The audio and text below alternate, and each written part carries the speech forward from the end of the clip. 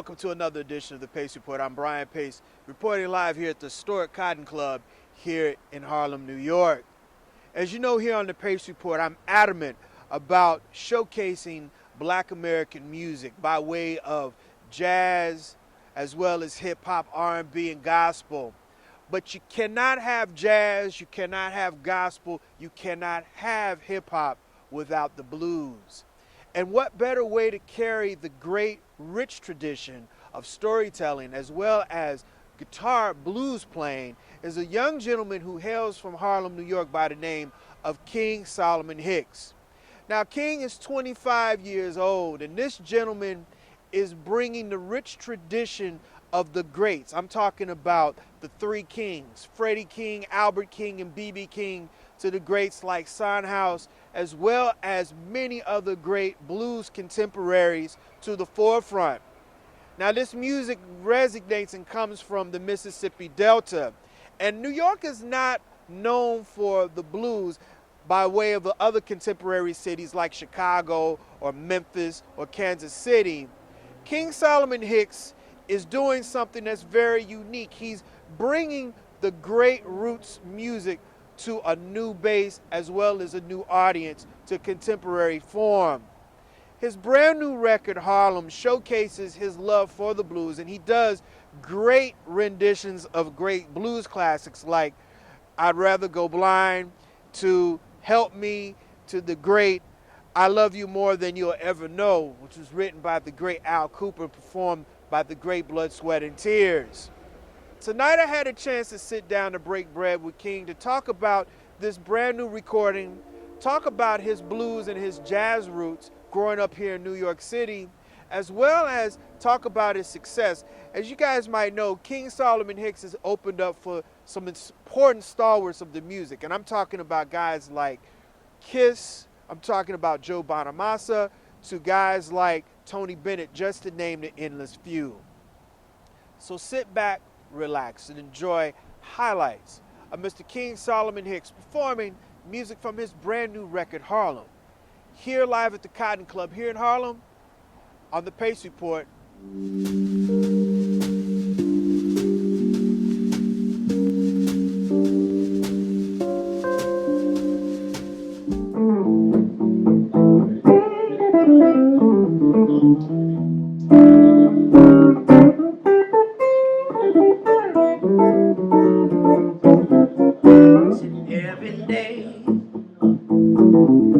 Every day I sing the blues. Yeah, every day I sing the blues. If you see me working, baby, it's you I hate to lose. Nobody loves me, nobody seems to care. Nobody loves me, nobody seems to care. Asked me about my troubles, said you know I'd had my share.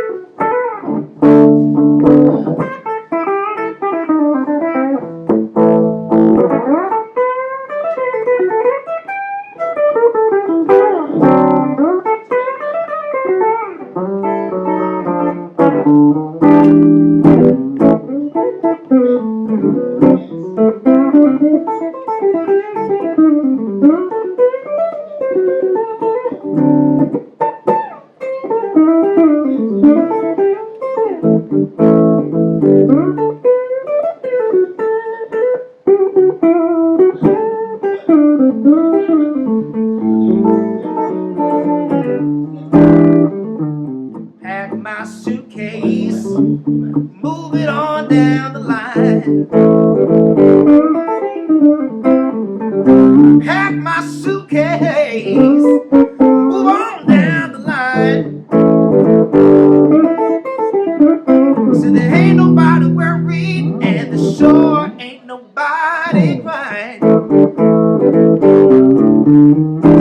me every day. Every day I sing the blues. Every day I sing the blues. If you see me worry, baby, it's you I'd hate to lose. Oh yeah, yeah. Everybody, this is it. This is Harlem. This is his debut on a very big label, and he's been recording since he's been 14 years old. And you know, I listened to this record, and we had talked about this a little earlier before we started doing this interview. You're bringing a very modern interpretation of American roots music, Black American music, to the fold. And you being 25 years old, how is it that blues means so much to you by way of all the other popular music out there, jazz, hip hop, trap? You decided to go with the blues. It's the feeling, a guitar player says you always got to come back home to mama. And to me, mama's the blues. And there's something about, even when I hear the rap songs and the trap things that I like, some of that has the blues and feel in it. Like when I hear Kendrick Lamar, all the bass and drums, even though it's synchronized in a produced fashion, just how the guitar, the rhythm plays, it all comes from the blues. And I choose the guitar as my medium to express it because I like the stories, I like the fact that it's sad and it's about uh, trying trials and tribulations, but how do you get up and how do you feel good from all the bad times? That's kind of how I look at it and why I like to choose the blues to carry the torch. And carrying the torch it is, because I'm 48 and I grew up by way of my grandparents. There were three kings. There was B.B. King, Albert King, and Freddie King. Now, I want to ask you, of the three kings, how do all the threes fare in one, how you sing the blues and how you play the blues? Personally for me, I always felt I love Albert King for his funkiness and his attitude. I always felt like I wish I played like Freddie, but he had that Texas feel, and I just don't have that expression. But I always loved Albert's intenseness, but I always related to BB's classiness. Coming from a jazz background, I love hearing BB King talk about Charlie Christian, and how that he admired those guys, and how he wanted to get the slide tremolo, but he said that he shook his finger to get his own tone. In my own playing, I always try to find I'm not trying to be the fastest or the speediest player. I like to make statements, and I love that you say the three kings, BB, Albert, and Freddie. But yeah, out of all of them, for singing, I like to sing like BB because the work of him and Bobby Bland is kind of. Sometimes I growl. I try to throw in some Wilson Pickett, but just Bobby Bland, BB, the singing, but the playing, yeah, BB King all the way. You know, it's funny, a guy that's on your label, a legend, NEA Jazz Master, Mr. George Benson. George Benson is interesting because he plays and sings in the R&B style as what BB did in the blues vein. Oh, it's funny that you say that because this how both of them. It's all about how you feel it and interpret it. Both are forms of expression. Whether you look at it as a couple of notes or if you take it in the George Benson way, and you're like playing but also singing. It's both of them had the great commercial success in the sense that they could play the roots and tradition of either blues or George Benson playing with Jack McDuff and the organ trios. But their songs, whether it's The Thrill Is Gone or George Benson's On Broadway, they both felt good, and they're just two musicians taking their art form and expressing themselves in a beautiful way. And might I add, BB played, but when he didn't play, he sang in his stage show. A lot of people say that, and sometimes it's you let the guitar sing by itself. Sometimes it was great because BB had the full big band; he didn't have to play all the chords. But in the small, if you have a trio, a lot of times if you're missing the chords, you're missing that part. So there's some players that you just gotta focus on playing both. And being at the Cotton Club, I had the band to support me, but a lot of times being in jazz, I learned to play the chords and had to. It's a lot easier when you separate them, but you have to be able to do both at the same time. You know, while we're on BB, because he was very special to my grandfather and my grandmother and grandmothers. My dad's mom loved BB King. Um, BB told me a story many years ago about his influences were Blind Lemon Jefferson and Son House, and I was listened to their music, and those two guys I just mentioned epitomize what the song and the storytelling, the griot part of our experience. And I think I see how BB kind of translated in his way, in his time, the art of storytelling. Yeah, I feel like well with Sun House they had their way that I feel like they were like the fathers of the blues, where BB was like listening to their music coming up, and being in Memphis, BB just had that swing. You like when you hear like every day have the blues, that jump thing. He wasn't like that real down, like when I hear like Sun House, like got home this letter in red, all that death letter blues and stuff. Yeah, that's real heavy. Where BB was more like the happy, even though it's blues, slow blues. There were some sad moments. Sun House was like rocking, but BB got a lot from here from those guys. You know, New York City is not, by any stretch of the imagination, of blues town. It's not like Chicago. It's not like Kansas City. It's not like Memphis. I spent a lot of time there, went to school down there. It's not Jackson, Mississippi. Tell me how you've been able to be like this big fish in a small pond in this city, and people coming to your shows here every Friday and every Monday. A lot of persistence. Being growing up in New York, I kind of find every state has it's like apples and oranges. It's all good, but very different. Being in New York, my first mentor and teacher was this guy named Melvin Sparks, and he was from Texas. And what was cool about him, he had a great sense of jazz, and like he could play bebop wonderfully, and like with all the organ trio stuff, but a good sense of blues, and that's kind of what gave me my love of like just like jazz and blues. But then later on, I found out that I have to really dig deep in that. There's not just swing blues, and even just there's a club called Terra Blues downtown. Right.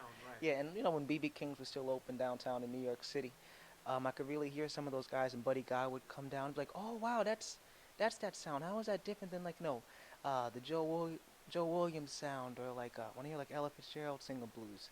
So it just made me want to dig deep, and it really it made me realize that I have to be a student in the music. There's like so many different places and so many different people from different generations that you really have to study and take the time to listen. And like the difference of like when you hear like a Buddy Guy versus even like Jimi Hendrix blues, and that like total like the rock and blues vein.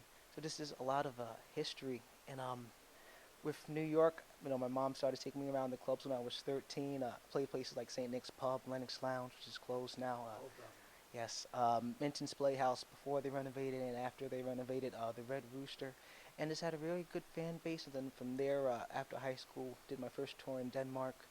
Um, Came back, was still like working the club circuit, stretching out to New Jersey, a little bit Pennsylvania, and then got invited to do the Kiss Cruise, and then opened up, was played on the same boat as Paul Stanley, Gene Simmons. That led to the Blues Cruise a few years later with Joe Bonamassa and Marcus King, and so on and so forth. But I had a lot of good mentors in Harlem, and I feel like the jazz essence of just understanding harmony and how to talk to a band and jam and how to just be loose and not have to have sheet music. That gave me my presence of how to connect with musicians, and from there, blues was always my. I just have fun with the blues. It makes me feel good, and I like to. If it makes somebody else feel good, I'm glad to be keeping that on too.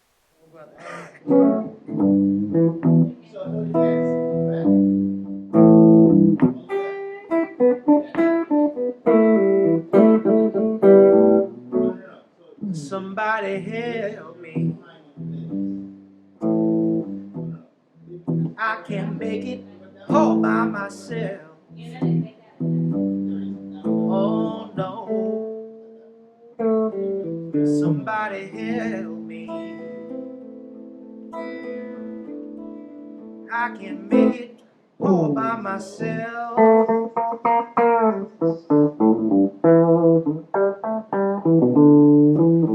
you don't help me, darling, I got to find somebody else.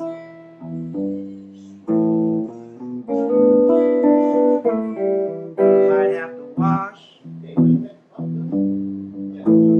may have to sew, I might cook,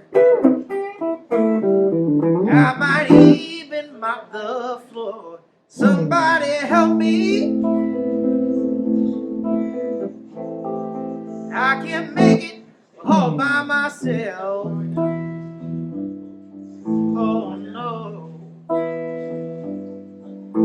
If you don't help me, darling, I got to find somebody else.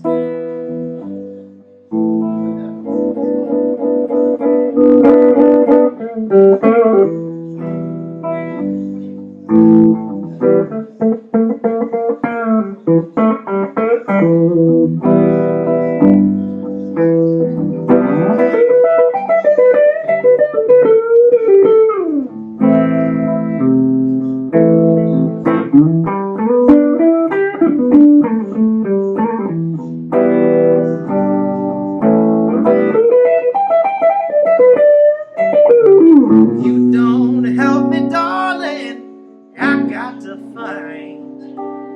find somebody else.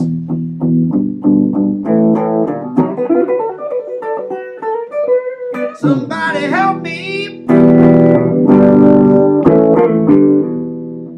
I can't make it all by myself.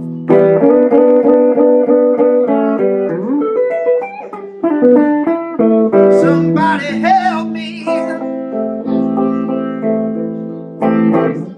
I can't make it by myself. No. If you don't help me, darling, I got to find somebody else. I got to find somebody else.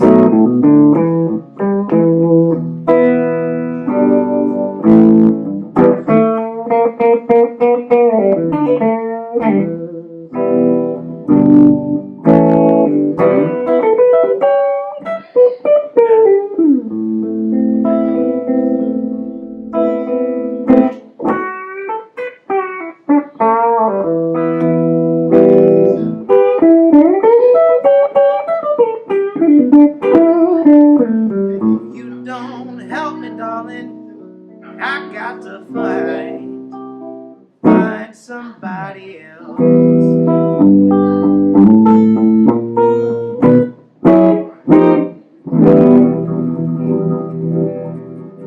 Oh yeah, yeah, yeah, yeah, yeah, yeah.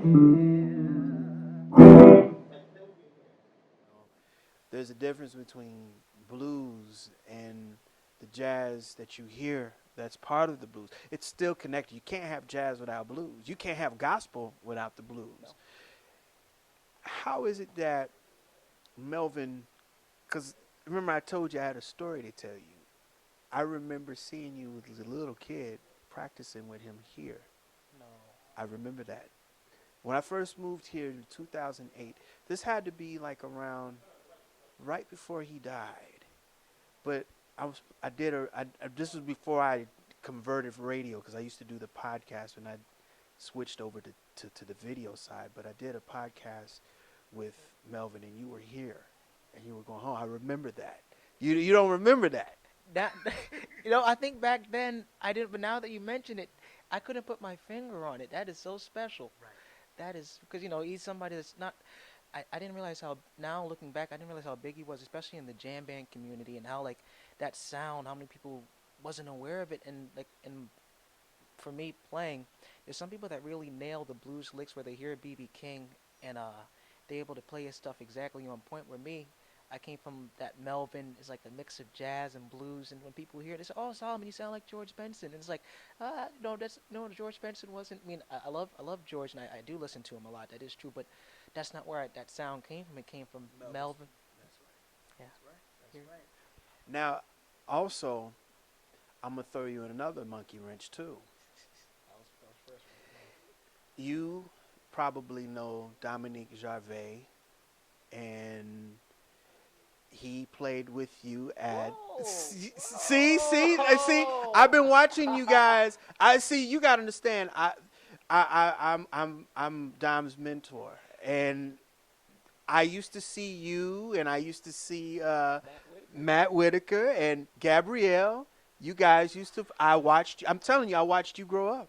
Wow, that is so because when people see me now, they see a Solomon, it's like, oh yeah, he just plays by himself, he does this thing, but there's so many years like from 13, well even still now that like there's a lot of people like that I played with, for Matt, I first met him at the Apollo Theater, like when we were in his musical ear is so out, and he's like doing so well, like and he's a mix. He has great blues, great jazz, doing a thing on his organ, his original songs. And when you said Dominic Gervais, I'm like, I don't really know the name. I know him as Dom. That's it. Dom. He's always Dom. Yeah, but I'm sorry, Dom. I put your government out there like that. But no, man, it was a great drum from. Well, there's also at Harlem School of the Arts in Harlem. I got a chance to study classical, and they had like a jazz band, and we would be jamming. So I was doing the clubs and everything going around, but that was in some of the places musically where and that's what I mean. Like, there's apples and oranges. Every state has its own. Like when I hear like Kingfish now, like growing up in like Clarksdale, you know, just to be around those musicians and his sound, it's like, man, it is just so amazing. And I'm a huge fan because like his skill. And any player from Clarksdale, Memphis, Chicago, it's like they have a very distinctive sound. Right. But also New Yorkers have a very distinctive sound too. And like when we play, like when you hear somebody like Matt, and just his ear, it's his only good and bad music, and when it's good, it's good. But those are just great musical memories for me growing up, and it's to be around that because I didn't right out of high school. I toured Europe. I didn't go the. I did a few things with Berkeley, and I got a chance to hang out with Ronnie Jones, who was the guitar chair at Juilliard, and I know Russell Malone personally, and all those guys, and we all actually saw George Benson at BB King's, and like at in the backstage, we're all hanging out like all the guitar players in New York, because we love that sound, but to be a part of that, it was a big. That's what I mean by mentor. Is a big imprint on how I got my sound, and I just choose blues, and I focused on it, and I want to be the. There's a lot like how Chuck Berry says, just a cog in the wheel, and I like to say that because there's a lot of there's a lot of great guitar players, and just trying to raise the bar myself and to say, hey, this is my thumbprint. This is what I want to bring to the blues to somebody who doesn't know B.B. King or Freddie King. When they say, oh, King Solomon Hicks, how do you get that name? Oh, I want to carry on this history. Oh, I never heard of B.B. King. And then I like to talk. And so for the people that are fans of like Kendrick Lamar and Childish Gambino, and then I love that sound. Even Post Malone too, Billie Eilish. I listen to all the modern radio stuff. But for the children and teens, and for the people in that generation that haven't heard blues, I want them to say, hey, no, you can have fun with this. And a lot of times I find they just haven't been exposed to. They'll go back to maybe what I like a T-Bone Walker video that we find interesting. It's like Stormy Monday. Oh yeah, we love that. But somebody might say, oh, that's just a slow song. Where if you saw him like a Kev Mo song or like maybe like a Buddy Guy and Junior Wells, like, oh man, that's funky. And it's like, I've never heard that before, and that's where the interest begins. And so that's for people like DeMarcus King. So we're talking about Jontavious Willis. I mentioned, I'm a fan of these guys and I listen to their music. Selwyn Birchwood's, Monster Mike Welch out of Boston. There's a lot of people that I like and listen to. I was flying high, landing slow. Woke up one morning, I couldn't fly no more. See, like yesterday, everything was going my way.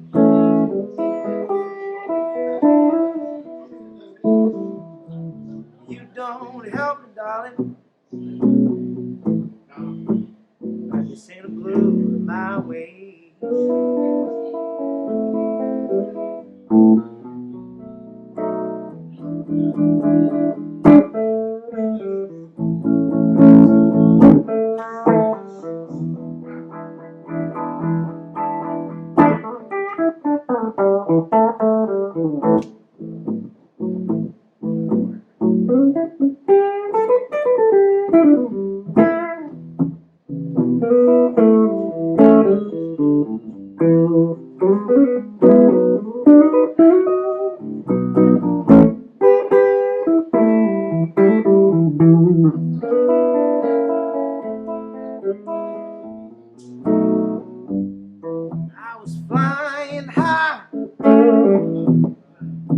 getting slow. Woke up one morning, I couldn't find no more. Seemed like yesterday, everything was going my way.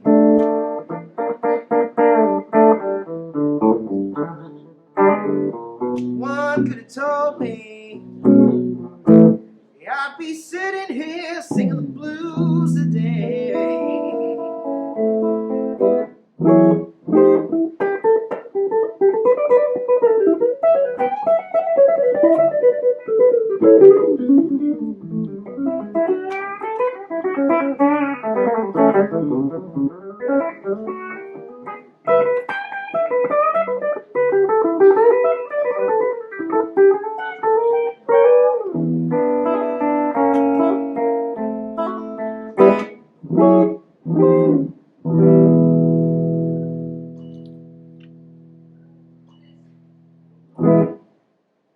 You should.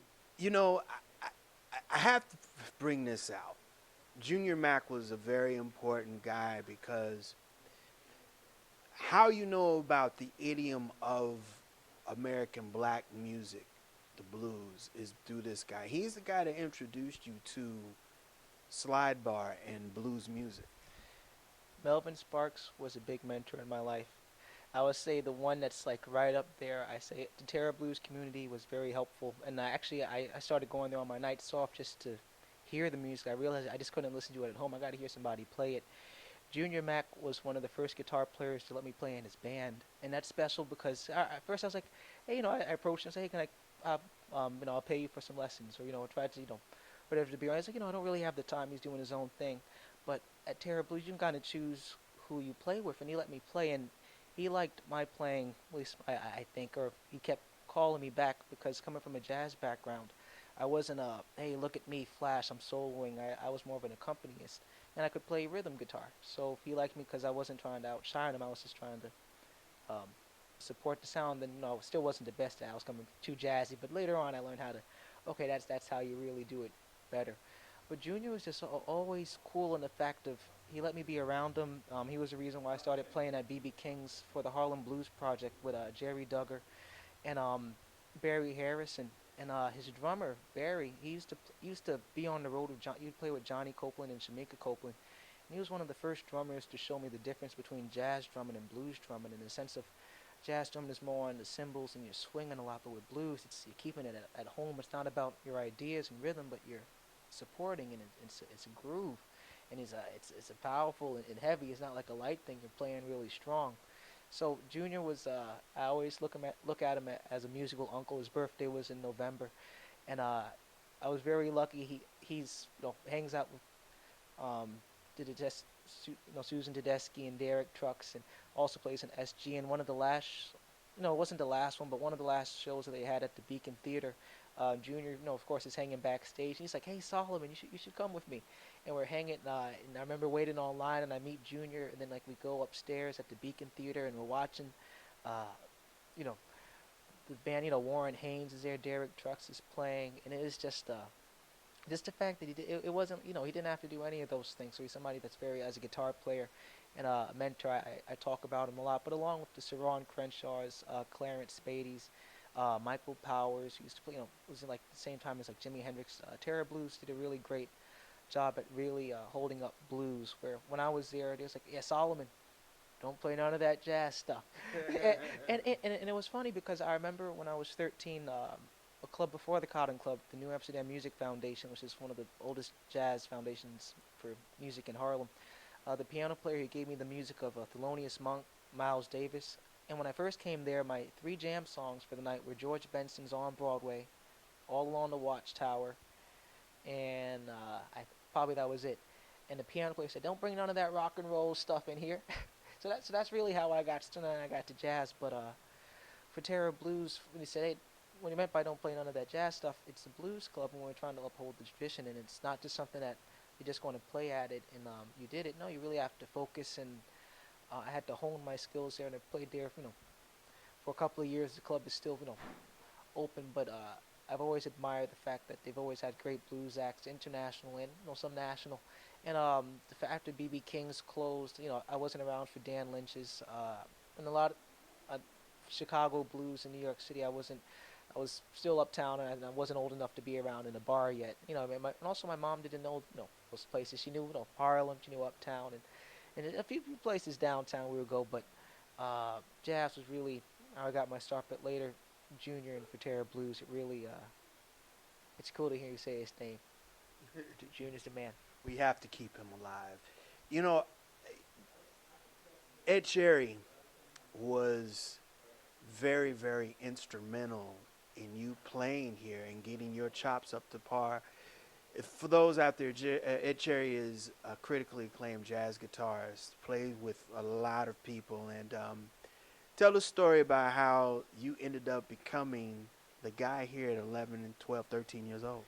Oh man, well Ed Sheeran was real cool because like when you see like another guitar player comes in, it's like I could play, but I wasn't like a seasoned musician yet. I started guitar playing when I was 6.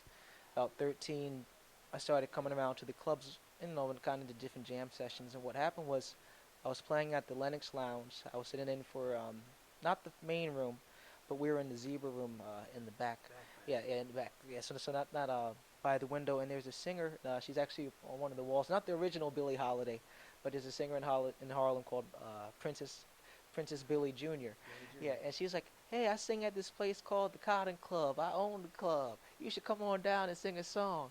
And so, my mom was like, "Okay, one Monday night, the main show is every Monday night. We come down and we say, "Hey, we're looking for Miss Princess Billie. She owns the club." And the club owner, John Beatty, he was like, "She don't own the club. She's singing here." And it was funny. It was she was probably saying it as a joke, but well, later on. But so I came. I think I didn't have a tuxedo on. I just had a regular suit. He said, my son plays guitar, and so he was very cool and generous. And the owner said, okay, he can go up and play. And then Ed Cherry was, but he had a beautiful arch top, and the band. I get up and I get a chance to do 3 songs. To do on Broadway. Don't sorry, not on Broadway. I do 3 songs. Don't Get Around Much Anymore, Duke Ellington. I do Sad and Doll, Duke Ellington, and my last song is Johnny Be Good by Chuck Berry.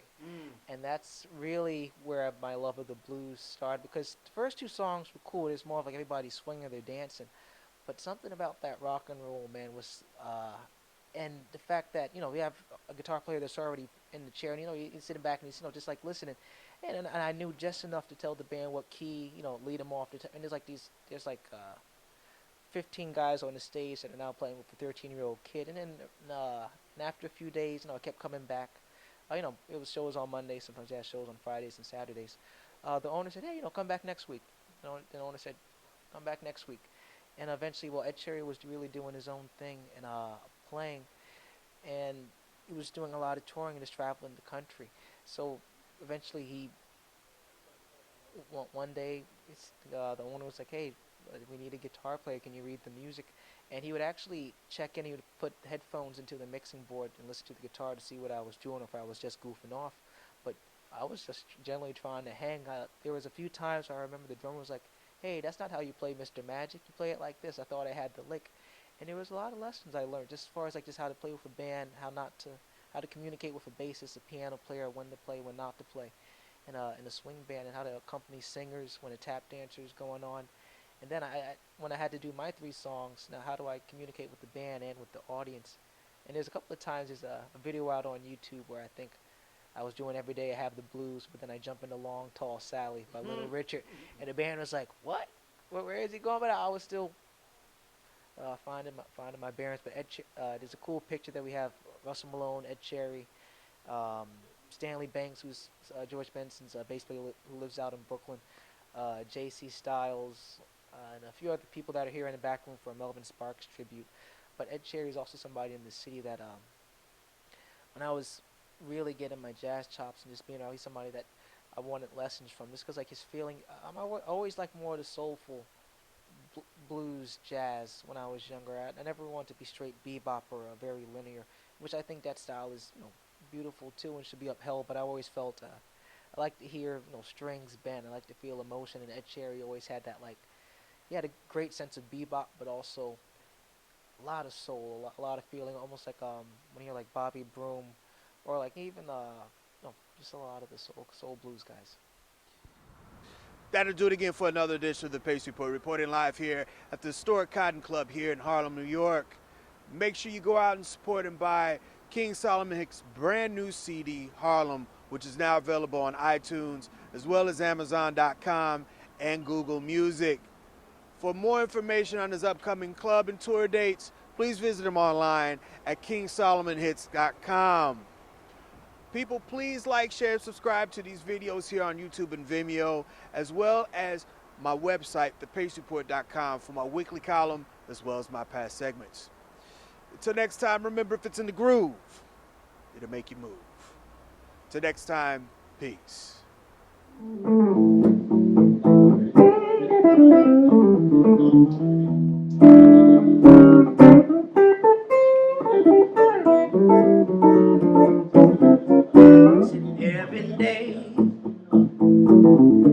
Every day I sing the blues.